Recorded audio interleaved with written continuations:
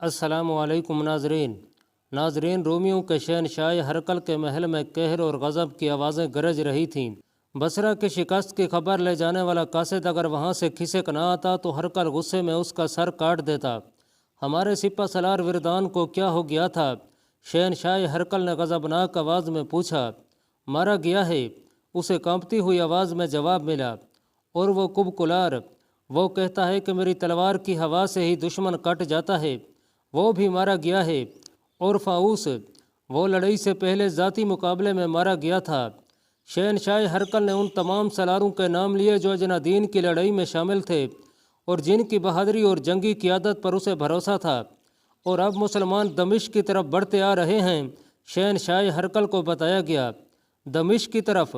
اس نے ہڑبڑا کر کہا، نہیں، میں انہیں دمشق تک نہیں پہنچنے دوں گا، وہ دمشق ہم سے نہیں لے سکتے، وہاں میرا شیر موجود ہے، دمشق کا سالار توما۔ ہرقل تیز قدم اٹھاتا اپنے شاہانہ کمرے میں چل رہا تھا اور اپنی ایک ہاتھ کی ہتھیلی پر دوسرے ہاتھ کے مکے مارے جا رہا تھا۔ اس کے خوشامدی درباریوں، خاص خادموں اور اس کی خدمت میں حاضر رہنے والی بڑی حسین لڑکیوں کو معلوم تھا کہ جب شہنشاہ اس طرح پریشانی اور غصے کی کیفیت میں ہوتا ہے تو اسے شراب پیش کی جاتی ہے۔ ایک لڑکی چاندی کے پیالے میں شراب لے کر آئی اور ہرقل کے سامنے لے گئی۔ ہرقل بپھرے ہوئے سانڈ کی طرح پھونکار رہا تھا۔ اس نے لڑکی کے ہاتھوں میں تشتری دیکھ کر بڑی زور سے تشتری کے نیچے ہاتھ مارا۔ شراب کا پیالہ لڑکی کے منہ پر لگا، تشتری چھت تک جا کر واپس آئی۔ ہرقل نے لڑکی کو دھکا دیا تو وہ دروازے میں جا پڑی۔ تم نے شراب اور حسین لڑکیوں سے دل بہلانے والوں کا انجام نہیں دیکھا؟ ہرقل نے غصے سے کہا۔ تم دیکھ نہیں رہے کہ وہ سلطنت روم کو ذلت اور رسوائی میں پھینک رہے ہیں، اور جنہوں نے ہمیں شکست دی ہے انہوں نے اپنے اوپر شراب حرام کر رکھی ہے۔ اس نے حکم دیا کہ گھوڑا تیار کرو، میں انطاکیہ جا رہا ہوں، اور میں اس وقت وہاں سے واپس آؤں گا جب میں آخری مسلمان کی بھی لاش دیکھ لوں گا۔ بادشاہ جنگ کے لیے جب کوچ کرتے تھے تو اس کے لیے بہت سے انتظامات کیے جاتے تھے۔ محافظ دستہ اور بادشاہ کی من پسند عورتیں ساتھ جاتی تھیں۔ ایسے انتظامات ہر وقت تیار رہتے تھے، مگر اب ہرقل تو جیسے اڑ کر انطاکیہ پہنچنے کی کوشش میں تھا۔ اس کے کوچ کے انتظامات کرنے والوں پر قیامت ٹوٹ پڑی اور وہ انتظامات میں مصروف ہو گئے۔ ناظرین، حضرت خالد رضی اللہ تعالیٰ عنہ اجنادین میں 7 روز رہے۔ انہوں نے اپنے سالاروں سے کہا کہ دشمن کو کہیں سستانے اور دم لینے کی مہلت نہ دو، اسے اتنی مہلت نہ دو کہ وہ اپنی بکھری ہوئی جمعیت کو اکٹھا کر سکے۔ اس اصول کے تحت دمشق کی طرف ان کا کوچ بہت تیز تھا۔ انہوں نے اپنے جاسوس پہلے بھیج دیے تھے، اب آپ نے جاسوسی کا نظام مزید بہتر بنا دیا تھا۔ وہ اس حقیقت کو نظر انداز نہیں کر سکتے تھے کہ قیصر روم کی سلطنت بہت وسیع ہے اور اس کے مطابق اس کی فوج بھی زیادہ ہے اور برتر بھی۔ ایسی فوج پر غلبہ پانے کے لیے اس کے احوال کا قبل از وقت معلوم کرنا ضروری تھا۔ راستے میں بیت المقدس آتا تھا۔ حضرت خالد رضی اللہ تعالیٰ عنہ نے اس اہم شعر کو نظر انداز کر دیا اور اس سے کچھ فاصلے سے آگے چلے گئے، لیکن ایک مقام کو نظر انداز کرنا مشکل تھا۔ اس بستی کا نام فہل تھا جو ایک مضبوط قلعہ تھا۔ آپ اس کے قریب پہنچے تو ایک فقیر نے جو پاگل لگتا تھا آپ رضی اللہ تعالیٰ عنہ کا راستہ روک لیا۔ آپ رضی اللہ تعالیٰ عنہ نے اسے اپنے پاس بلا لیا۔ کیا خبر لائے ہو؟ آپ نے اس سے پوچھا۔ وہ آپ کا جاسوس تھا۔ اس بستی کا نام فہل ہے، جاسوس نے جواب دیا۔ آپ دیکھ رہے ہیں کہ یہ قلعہ ہے، اس کے اندر فوج ہے اور باہر کچھ بھی نہیں۔ رومیوں سے ہماری جہاں کہیں بھی ٹکر ہو گئی، اس قلعے سے رومیوں کو کمک اور دیگر مدد ملے گی۔ آپ رضی اللہ تعالیٰ عنہ نے اس قلعے کا محاصرہ ضروری نہ سمجھا، وہ اپنی نفری کم نہیں کرنا چاہتے تھے۔ دمشق کی تسخیر کوئی معمولی مہم نہیں تھی، بلکہ اپنی شکست کے امکانات بڑھتے جا رہے تھے۔ آپ رضی اللہ تعالیٰ عنہ نے اپنے ایک نائب سالار ابو العور کو بلایا اور اسے حکم دیا کہ وہ ایک سوار دستہ اپنے ساتھ رکھے اور فہل کے قریب کہیں تیاری کی حالت میں موجود رہے۔ یہاں سے فوج باہر نکلے تو تیروں کی بچھاڑیں مارے اور کسی کو باہر نہ نکلنے دے۔ حضرت خالد رضی اللہ تعالیٰ عنہ وہاں رکے نہیں۔ آپ کی فوج، جس کی تعداد 32,000 سے کم ہو گئی تھی، بظاہر بے ترتیب قافلے کی صورت میں دمشق کی جانب جا رہی تھی، لیکن اس کے ہر دستے کو اپنے فرائض کا علم تھا۔ ان میں ہراول کا دستہ بھی تھا اور ان میں عقب اور پہلو کے حفاظتی دستے بھی تھے، اور یہ تمام دستے چوکنے ہو کر چلے جا رہے تھے۔ کسی بھی جگہ اور کسی بھی وقت ان پر حملہ ہو سکتا تھا۔ داؤد عیسائی نے حضرت خالد رضی اللہ تعالیٰ عنہ کو خبردار کر دیا تھا کہ وہ تو ابھی روم کی شہنشاہی میں داخل ہوئے ہیں اور اس شہنشاہی کی حدود بہت وسیع ہیں۔ اس وقت تک رومی فوج کے دستے جہاں جہاں تھے وہاں ہرقل کا یہ حکم پہنچ چکا تھا کہ مسلمانوں کی فوج کو روکا جائے۔ اس حکم کے تحت دمشق کی طرف جانے والے راستوں پر رومیوں نے اپنے جاسوس بھیج دیے تھے۔ دریائے یرموک کے کنارے وقوسہ ایک قصبہ تھا۔ کسی رومی جاسوس نے خالد رضی اللہ تعالیٰ عنہ کے لشکر کو آتے دیکھ لیا اور پیچھے جا کر اطلاع دی۔ جب آپ رضی اللہ تعالیٰ عنہ وقوسہ کے قریب پہنچے تو رومی فوج کے بہت سے دستے آپ کا راستہ روکنے کے لیے تیار کھڑے تھے۔ مورخوں نے لکھا ہے کہ اجنادین کی لڑائی سے بھاگے ہوئے کئی رومی فوجی وقوسہ پہنچ گئے تھے۔ انہیں بھی ان دستوں میں شامل کر لیا گیا تھا جو مسلمانوں کو روکنے کے لیے جنگی ترتیب میں کھڑے تھے، مگر ان میں لڑنے کا جذبہ سرد تھا، کیونکہ ان پر مسلمانوں کا خوف طاری تھا۔ جن کمانداروں اور سپاہیوں نے ابھی مسلمانوں سے جنگ نہیں لڑی تھی وہ اجنادین کے بھگوڑوں سے پوچھتے تھے کہ مسلمان لڑنے میں کیسے ہیں، دیکھ لو۔ انہیں کچھ اس قسم کے جواب ملے: 30,000 نے 90,000 کو اس طرح شکست دی ہے کہ سپہ سالار سے چھوٹے سے سالار تک ایک بھی زندہ نہیں ہے۔ انہوں نے ہماری آدھی نفری مار ڈالی ہے۔ پوچھتے کیا ہو؟ وہ آ رہے ہیں، تم خود دیکھ لینا۔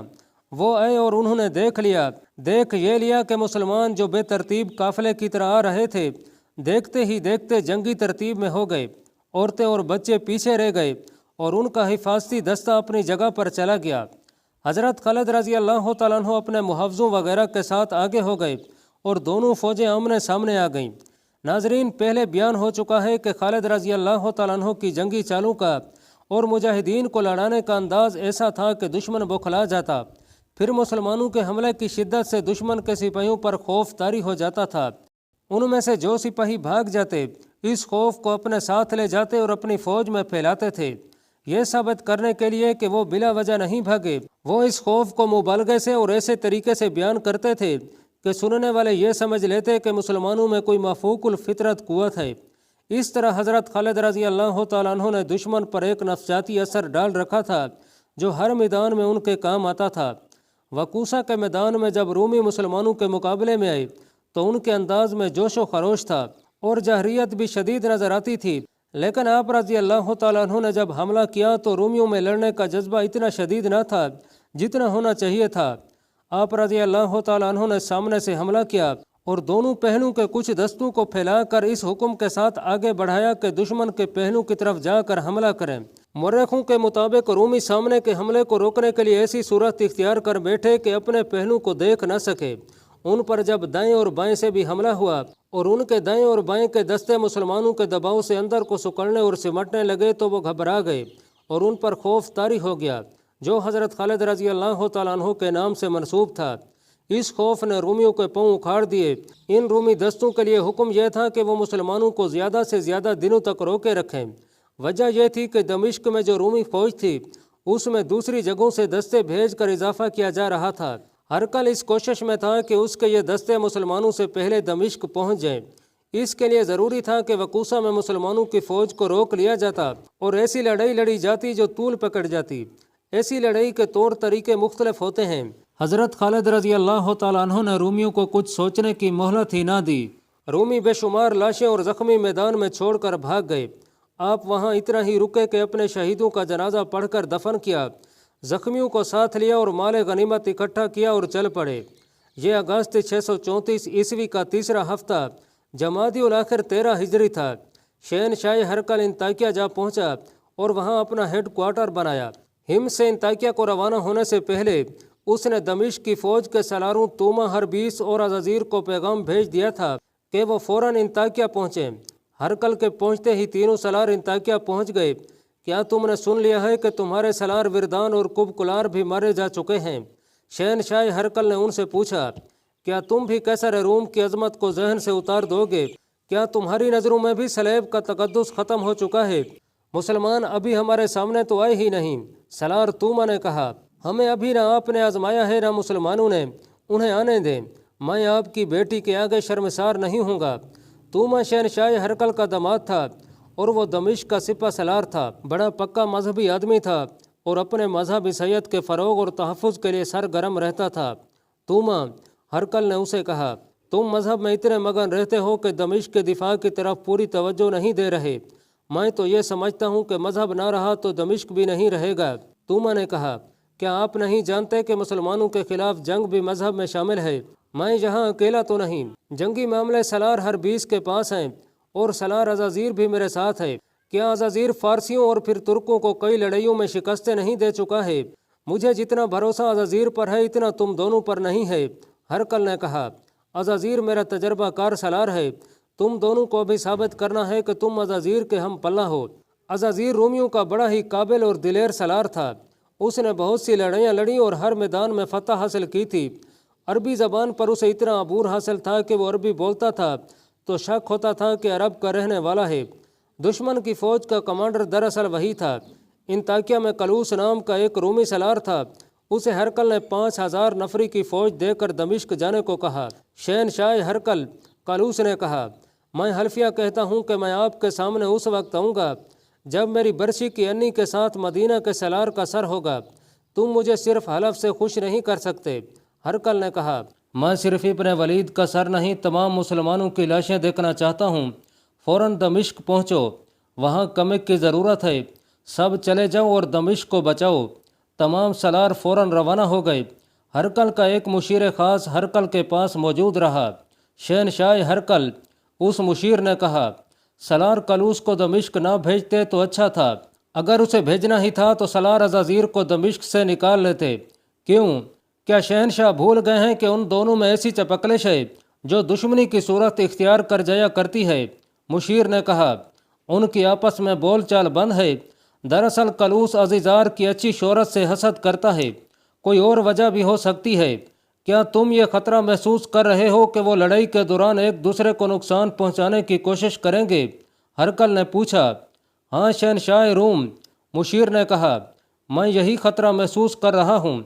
ایسا نہیں ہوگا، ہرقل نے کہا، انہیں یہ احساس تو ضرور ہوگا کہ وہ مل کر نہ لڑے تو بڑی بری شکست کھائیں گے، اور وہ مجھے خوش کرنے اور ایک دوسرے کو میری نظروں میں گرانے کے لیے جوش و خروش سے لڑیں گے، اور اگر انہوں نے ایک دوسرے کو نقصان پہنچانے کی کوشش کی تو انہیں یقیناً معلوم ہے کہ ان کے ساتھ کیا ہوگا۔ مشیر خاموش ہو گیا، لیکن اس کے چہرے پر پریشانی کے آثار پہلے سے زیادہ ہو گئے۔ حضرت خالد رضی اللہ تعالیٰ عنہ کے مجاہدین دمشق کی جانب بڑھے جا رہے تھے۔ رومی سالار عزازیر نے دمشق پہنچتے ہی شہر کے دفاع کو مضبوط بنانا شروع کر دیا۔ دمشق کی شہر پناہ کے 6 دروازے تھے اور ہر دروازے کا ایک نام تھا۔ عزیزار نے دمشق کو محاصرے سے بچانے کا یہ انتظام کیا کہ زیادہ فوج شہر کے باہر رکھی تاکہ مسلمانوں کو شہر تک پہنچنے ہی نہ دیا جائے، انہیں شہر سے باہر ختم کر دیا جائے۔ شہر میں خاص طور پر منتخب کیے ہوئے دستے رکھے گئے، ان میں ایک محافظ دستہ تھا جسے جانباز دستہ کہا جاتا تھا۔ اس 1 میل سے کچھ زیادہ لمبے اور 4 فرلانگ چوڑے شہر کی آبادی میں اس خبر نے ہڑبہنگ بپا کر دی تھی کہ مسلمان شہر کو محاصرے میں لینے کے لیے آ رہے ہیں۔ اس خبر سے پہلے مسلمانوں کی دہشت شہر میں پہنچ چکی تھی۔ سالار شہریوں کو بھی شہر کے دفاع کے لیے تیار کر رہے تھے، لیکن شہریوں سے انہیں تعاون نہیں مل رہا تھا۔ شہری تو اپنا مال و دولت اور اپنی جوان لڑکیوں کو چھپاتے پھر رہے تھے۔ ان میں سے بعض نے اپنے کنبوں کو ساتھ لے کر بھاگنے کی بھی کوشش کی، لیکن فوج نے انہیں روک دیا۔ مجاہدین کا لشکر دمشق سے زیادہ دور نہیں رہ گیا تھا۔ جاسوس جو آگے گئے ہوئے تھے وہ باری باری پیچھے آتے، رپورٹ دیتے اور پھر آگے چلے جاتے تھے۔ اب مجاہدین اپنے جسموں کی تکلیف اور ضروریات سے بے نیاز ہو گئے تھے۔ انہیں تو جیسے یہ احساس بھی نہیں رہا تھا کہ ان کی تعداد بہت کم ہے اور دشمن کی تعداد کئی گنا ہے۔ ان کے سپہ سالار خالد رضی اللہ تعالیٰ عنہ کی جذباتی کیفیت بھی ایسی ہی تھی، لیکن تاریخ کے اس عظیم جرنیل کی نگاہ حقائق پر تھی۔ وہ سوچتے رہتے تھے کہ اتنی کم نفری کو اتنی زیادہ نفری کے خلاف کس طرح استعمال کیا جائے کہ مطلوبہ نتائج حاصل ہوں۔ انہوں نے رومیوں کو دیکھ لیا اور تسلیم کیا تھا کہ یہ ایک عمدہ فوج ہے۔ انہوں نے یہ بھی پیش نظر رکھا تھا کہ رومی اپنے ملک میں ہیں اور جو سہولتیں انہیں حاصل ہیں وہ ہمیں نہیں مل سکتیں۔ شکست کی صورت میں مسلمانوں کے لیے وہاں کوئی پناہ نہیں تھی، اس صورت میں انہیں قید یا قتل ہونا تھا۔ ناظرین، ان احوال و قوائف کے پیش نظر خالد رضی اللہ تعالیٰ عنہ نے اپنی فوج میں کچھ تبدیلیاں کی تھیں۔ ایک تو انہوں نے جاسوسی کے انتظامات اور ذرائع کو پہلے سے بہتر بنا کر انہیں منظم کر دیا۔ چند اور تبدیلیوں میں قابل ذکر یہ ہے کہ آپ رضی اللہ تعالیٰ عنہ نے ایک سوار دستہ بنایا جس میں 4000 منتخب گھوڑ سوار رکھے۔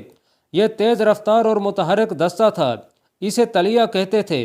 متحرک سے مراد یہ ہے کہ اس رسالے نے جم کر نہیں بلکہ بھاگتے دوڑتے حملہ کر کے ادھر ادھر ہو جاتے اور دشمن کو گھما پھرا کر لڑاتے جنگ میں شریک رہنا تھا۔ آپ رضی اللہ تعالیٰ عنہ نے اس دستے کی کمان اپنے ہاتھ میں رکھی۔ دمشق کی جانب کوچ کے دوران یہ سوار دستہ مسلمانوں کے لشکر کا ہراول تھا۔ کوچ کا چوتھا دن تھا۔ ہراول کا یہ سوار دستہ ایک بستی مراج السفر کے قریب پہنچا تو آگے گئے ہوئے دو جاسوس آئے۔ خالد رضی اللہ تعالیٰ عنہ اس دستے کے ساتھ تھے۔ جاسوسوں نے انہیں بتایا کہ تھوڑی دور آگے رومی فوج تیاری کی حالت میں پڑاؤ کیے ہوئے ہے۔ جاسوسوں کے اندازے کے مطابق وہ مقام دمشق سے 12-13 میل دور تھا۔ مورخوں نے لکھا ہے کہ اس رومی فوج کی تعداد 12,000 تھی اور اس میں زیادہ سوار تھے۔ اس کے 2 سالار تھے، ایک عزیزار اور دوسرا کلوس۔ یہ وہی رومی سالار تھے جن کی آپس میں دشمنی تھی۔ انہیں دمشق کے سپہ سالار توما نے اس منصوبے کے تحت بھیجا تھا کہ مسلمانوں کے لشکر کو دمشق تک پہنچنے ہی نہ دیا جائے۔ اگر اسے تباہ نہ کیا جا سکے تو اتنا کمزور کر دیا جائے کہ وہ واپس چلا جائے۔ اگر یہ بھی نہ ہو سکے تو اتنی سی کامیابی ہر قیمت پر حاصل کی جائے کہ مسلمانوں کو زیادہ سے زیادہ دن دمشق سے دور رکھا جائے تاکہ دمشق کے دفاع کے لیے مزید دستے وہاں پہنچائے جائیں اور شہر میں اتنی خوراک جمع کی جا سکے کہ محاصرہ طول پکڑ جائے تو شہر میں قحط کی صورت پیدا نہ ہو۔ ناظرین، حضرت خالد رضی اللہ تعالیٰ عنہ کے لیے مسئلہ پیدا ہو گیا تھا کہ ان کے ساتھ ہراول کا صرف یہ سوار دستہ تھا جس کی نفری 4,000 تھی، باقی لشکر ابھی بہت دور تھا۔ ہراول کی رفتار تیز تھی۔ دشمن کی موجودگی کی اطلاع پر آپ نے رفتار سست کر دی۔ اس کا ایک مقصد تو یہ تھا کہ پورا لشکر آ جائے اور دوسرا یہ کہ دشمن کے قریب شام کو پہنچیں تاکہ رات کو آرام کیا جا سکے اور صبح لڑائی شروع کی جائے۔ اگر جاسوس آگے گئے ہوئے نہ ہوتے تو آپ رضی اللہ تعالیٰ عنہ لا علمی میں 4,000 سواروں کے ساتھ دشمن کے سامنے جا پہنچتے، پھر یہ صورتحال ان کے حق میں نہ رہتی۔ رومیوں کے اس 12,000 لشکر نے بڑی اچھی جگہ پڑاؤ ڈالا ہوا تھا۔ وہاں ایک وادی تھی جس میں گھنے درخت اور ایک پہاڑی تھی۔ رومی اس پہاڑی کے سامنے اور وادی کے منہ میں تھے۔ انہوں نے لڑائی کے لیے یہ جگہ منتخب کی تھی جو ان کو کئی جنگی فائدے دے سکتی تھی۔ مسلمان اس پھندے میں آ سکتے تھے۔ حضرت خالد رضی اللہ تعالیٰ عنہ نے اپنی رفتار ایسی رکھی کہ سورج غروب ہونے سے ذرا پہلے دشمن کے سامنے پہنچے۔ دشمن سے ان کا فاصلہ 1 میل کے لگ بھگ تھا۔ آپ نے اپنے دستے کو روک لیا اور وہیں پڑاؤ کرنے کو کہا۔ سورج غروب ہو گیا، اس لیے یہ خطرہ نہ رہا کہ دشمن حملہ کر دے گا۔ ناظرین، جمادی الثانیہ 13 ہجری کے چاند کی 18ویں رات تھی۔ آدھی رات کو چاندنی بڑی شفاف تھی۔ حضرت خالد بن ولید رضی اللہ تعالیٰ عنہ پیادہ آگے چلے گئے۔ رومیوں کے سوار گشتی سنتری گشت پر تھے۔ آپ ان سے بچتے پہاڑی تک گئے۔ وہ زمین کے خد و خال کا جائزہ لے رہے تھے۔ رات گزرتے ہی انہیں یہاں لڑنا تھا۔ وہ دیکھ رہے تھے کہ ان کے سوار دستے کے لیے بھاگنے دوڑنے کی جگہ ہے یا نہیں۔ آپ کے لیے پریشانی یہ تھی کہ ان کا لشکر بہت دور تھا۔ انہوں نے پیغام تو بھیج دیا تھا کہ رفتار تیز کریں۔ 19 اگست 634 عیسوی جمادی الثانیہ 13 ہجری کی صبح طلوع ہوئی۔ فجر کی نماز سے فارغ ہوتے ہی حضرت خالد رضی اللہ تعالیٰ عنہ نے اپنے سوار دستے کو جنگ کی تیاری کا حکم دیا۔ رومی بھی تیاری میں آ گئے۔ آپ نے رومیوں کی ترتیب دیکھی تو انہیں شک ہوا کہ رومی حملے میں پہل نہیں کرنا چاہتے۔ آپ بھی پہل کرنے کی پوزیشن میں نہیں تھے۔ انہیں اتنا وقت درکار تھا کہ باقی لشکر پہنچ جائے۔ آپ رضی اللہ تعالیٰ عنہ نے رومیوں کا ارادہ معلوم کرنے کے لیے اپنے سوار دستے کے ایک حصے کو حملہ کر کے پیچھے یا دائیں بائیں نکل جانے کا حکم دیا۔ تقریباً 1,000 گھوڑے سمندری طوفان کی موجوں کی طرح گئے۔ رومیوں نے حملہ روکنے کی بجائے یہ حرکت کی کہ پیچھے ہٹنے لگے۔ مسلمان سوار اس خیال سے آگے نہ گئے کہ دشمن گھیرے میں لے لے گا۔ ویسے بھی انہیں آمنے سامنے کی لڑائی نہیں لڑنی تھی۔ وہ جس رفتار سے گئے تھے اسی رفتار سے گھوڑے موڑتے ہوئے دور کا چکر کاٹ کر آ گئے۔ چند ایک سالار خالد رضی اللہ تعالیٰ عنہ کے ساتھ تھے۔ سب کو توقع تھی کہ اب رومی حملے کے لیے آئیں گے۔ ان کی فوج 3 گنا تھی، مگر انہوں نے کوئی جوابی حرکت نہ کی۔ خدا کی قسم، رومی کچھ اور چاہتے ہیں۔ حضرت خالد رضی اللہ تعالیٰ عنہ نے اپنے سالاروں سے کہا، یہ ہمارے ساتھ کھیلنا چاہتے ہیں اور میں اپنے لشکر کے انتظار میں ہوں۔ ان کے ساتھ کھیلو۔ ابن ولید سالار زرار بن ازور نے کہا، یہ لڑنا نہیں چاہتے، ہمارا راستہ روکنا چاہتے ہیں اور انہیں شاید معلوم نہیں کہ ہمارا لشکر ابھی دور ہے۔ حضرت خالد رضی اللہ تعالیٰ عنہ نے کہا، یہ بھی سوچ ابن ولید سالار شرجیل رضی اللہ تعالیٰ عنہ نے کہا، کیا یہ چوکس نہیں کہ ہمارا لشکر شاید کسی اور طرف سے ان پر حملہ کرے گا؟ میں ان کا دھیان پھیر دیتا ہوں حضرت خالد رضی اللہ تعالیٰ عنہ نے کہا، رومیوں کی توجہ اپنی طرف کرنے کے لیے آپ نے یہ طریقہ اختیار کیا کہ دشمن کو انفرادی مقابلوں کے لیے للکارا۔ پہلے بیان ہو چکا ہے کہ اس دور میں فوجوں کی لڑائی سے پہلے دونوں فوجوں سے ایک ایک آدمی سامنے آتا اور ان میں انفرادی لڑائی ہوتی تھی۔ حضرت خالد بن ولید رضی اللہ تعالیٰ عنہ نے زرار بن ازور، شرجیل بن حسنہ رضی اللہ تعالیٰ عنہ اور امیر المؤمنین حضرت ابو بکر صدیق رضی اللہ تعالیٰ عنہ کے بیٹے عبد الرحمن کو مقابلے کے لیے آگے کیا۔ یہ تینوں سالار تھے۔ وہ تینوں فوجوں کے درمیان جا کر گھوڑے دوڑانے لگے اور دشمن کو للکارنے لگے۔ رومیوں کی صفوں سے 3 سوار نکلے، وہ بھی سلاری کے رتبے کے آدمی تھے۔ رومی جنگجو قوم تھی، اس قوم نے طریق ساز، تیغ زن اور شاہ سوار پیدا کیے ہیں۔ حضرت خالد رضی اللہ تعالیٰ عنہ کے ان 3 سالاروں کے مقابلے میں جو رومی نکلے وہ زبردست لڑاکے تھے۔ اللہ پاک کمی بیشی معاف فرمائے۔ اللہ آپ کا حامی و ناصر ہو، آمین۔